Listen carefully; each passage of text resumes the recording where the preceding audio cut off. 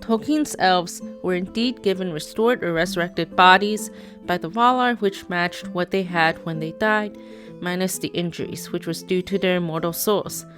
They would then move to Valinor from the Halls of Mandos. This concept of the elves reincarnating was changed from time to time until the 1950s. The dilemma was that it seemed to be essential, with the concept being the most difficult as a result, though it was the easiest to arrange. Ultimately, the problem with this idea was that it contradicts the fundamental notion that the Fëa and the Heroë were each fitted to the other. Before this, Manwë had warned Eru that the elves would suffer. Manwë summoned many of the elves to Aman, as they were houseless, in order to keep them from the darkness and thus for fear of Melkor. Eru gave Manwë the authority, saying that the rebirth shall be within your authority, but it is not in your power.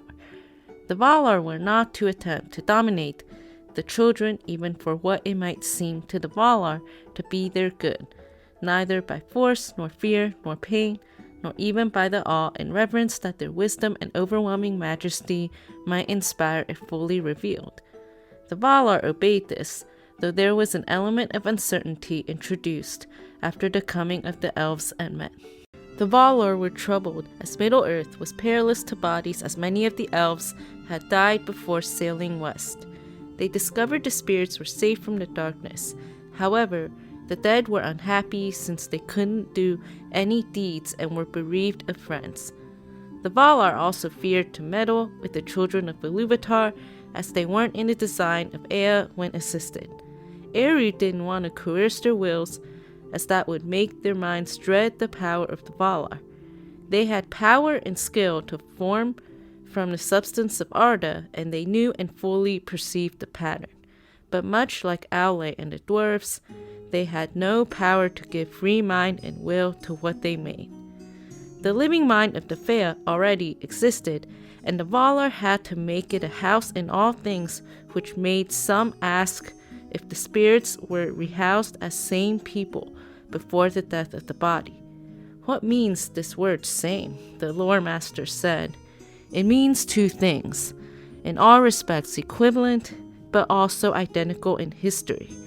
With regards to spirits, the Fëa cannot be repeated, as each of them would proceed separately and uniquely from Eru. They will thus remain separate and unique, though they resemble some other Fëa so closely that it will be deceived by observers.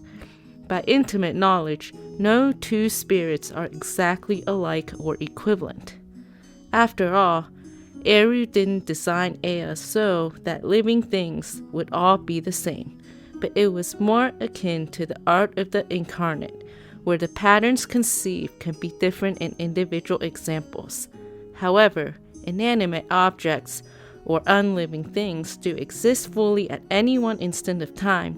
For example, iron is always iron, though certain nasi or materials appear by nature to be unstable, breaking up and changing inner patterns. Works of art and craftsmanship aren't part of Arda, apart from the mind, and are merely recognized as shapes by the mind or by others of that kind.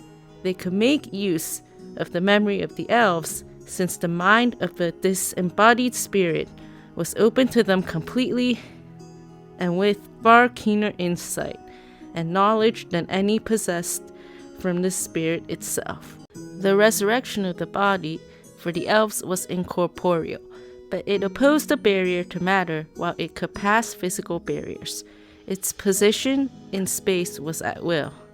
This matter of elvish beliefs and theories are treated as true, and the Fëa, or the elf spirit, had a complete knowledge of every detail in its body.